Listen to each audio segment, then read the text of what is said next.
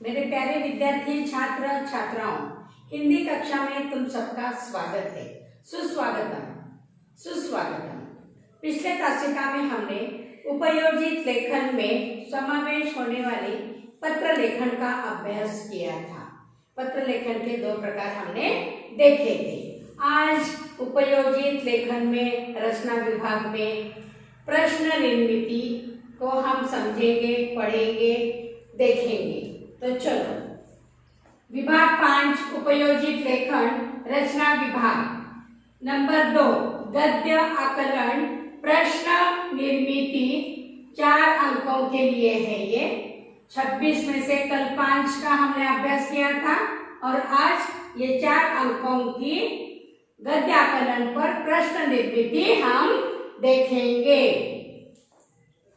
सबसे पहले गद्य आकलन किसे कहते हैं? गद्य यानी परिच्छेद, इसे हम गद्यांश भी कहते हैं।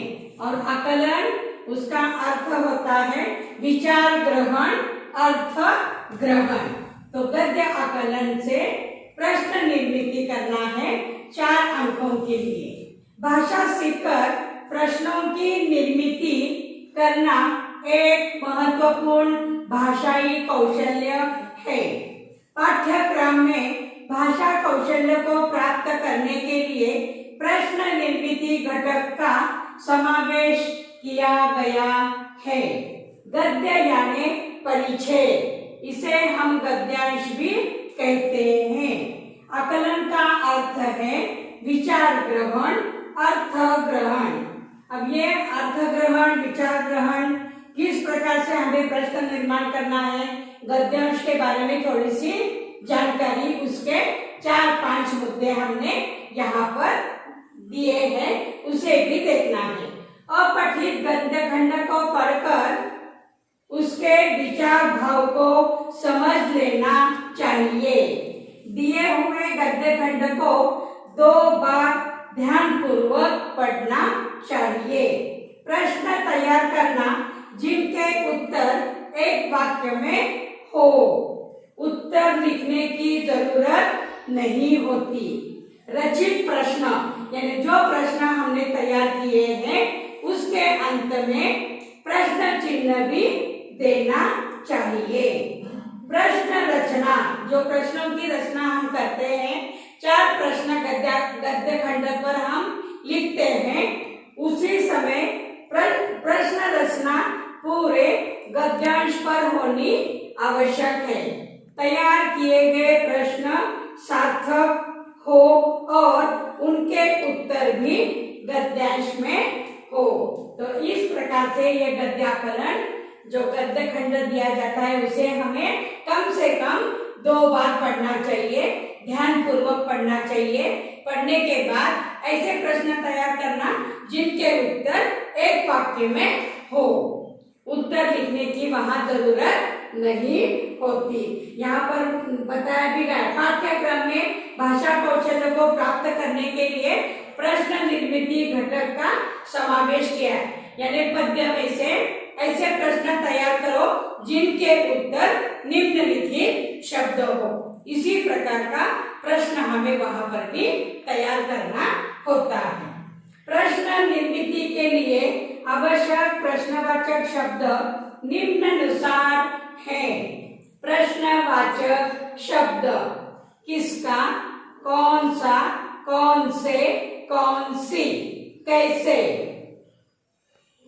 क्यों, क्या, कहा, कितना, कब, कौन, इसका उपयोग करते हुए हमें प्रश्न निर्माण करना है। अब नीचे मैंने एक गद्य खंड तुम्हें दिया है और दूसरा गद्य खंड स्वाध्याय के लिए है। निम्नलिखित परिच्छेद पढ़कर ऐसे 4 प्रश्न तैयार कीजिए जिनके उत्तर उसी परिच्छेद में एक वाक्य में ही हो।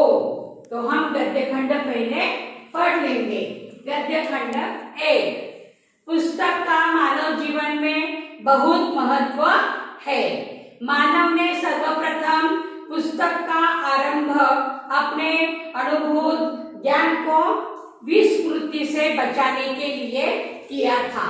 विकास के आदिकाल में, जब विकास हमारा नहीं होता, प्रगति नहीं होती, ऐसे समय आदिकाल में पत्ते, ताड़पत्र, ताम्रपत्र आदि साधन इस ज्ञान संग्रह के सहायक रहे हैं। सहायक मदद, उसकी मदद से हम रचना किया करते थे।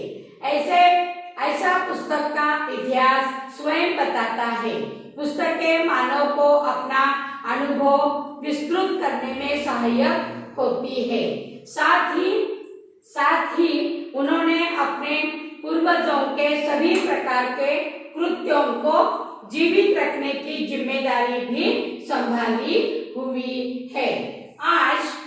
आज युग में प्राचीन वीरों, धार्मिक महात्माओं, ऋषियों, कवियों, नाटककारों आदि का पता हम इन्हीं पुस्तकों के सहारे पाते हैं। पुस्तकें ही अंतर्राष्ट्रीय विचार क्षेत्र में विभिन्न देशों के दृष्टिकोणों को एक आधार पर सोचने के लिए बाध्य करती है। इस प्रकार ये गद्य खंड तुम्हें और एक बार पढ़ना है। पढ़ने के बाद मैंने प्रश्न नीचे तैयार करके लिखे हैं। नंबर 1, मानव ने पुस्तक का आरंभ किस लिए किया था? इसका उत्तर अभी इसी गद्य खंड में है। मानव ने पुस्तक का आरंभ किस लिए किया था? मानव ने पुस्तक का आरंभ अपने अनुभूत ज्ञान को विस्मृति से बचाने के लिए किया था। उत्तर लिखने की जरूरत नहीं है, लेकिन उत्तर कहाँ पर है ये हमें मालूम होना चाहिए। नंबर 2, मानव ने पुस्तक का, नंबर 1 मैंने पढ़ लिया है। नंबर 2, पुस्तकें मानव की किस तरह सहायक है? नंबर 3, पुस्तकों से हमें किन की जानकारी मिलती है? नंबर 4, अंतर्राष्ट्रीय विचार क्षेत्र में पुस्तकों का क्या योगदान है? ऐसे 4 प्रश्न 4 अंकों के लिए हमने तैयार किए हैं। उसके बाद स्वाध्याय के लिए गद्य खंड सिर्फ मैं एक बार पढ़ती हूँ, प्रश्न तुम्हें खुद तैयार करने हैं। कर्ण को अपनी दानी स्वभाव के कारण दानवीर कर्ण के नाम से भी जाना जाता है। के अंतिम क्षण तक किसी भी याचक को खाली हाथ नहीं लौटाया। जब कर्ण मृत्युशैया पर थे तब कृष्ण उनकी परीक्षा लेने पहुंचे। उस समय कर्ण ने कृष्ण से कहा कि अब उनके पास कुछ भी नहीं है। ऐसे समय कृष्ण ने उनका सोने का दांत मांग लिया। कर्ण ने भी अपने दर्द को भुलाकर पास ही पड़ा पत्थर उठाया और उसी से अपना दांत तोड़कर कृष्ण को दे दिया। इस पर कृष्ण ने खुश होकर उनसे वरदान मांगने के लिए कहा।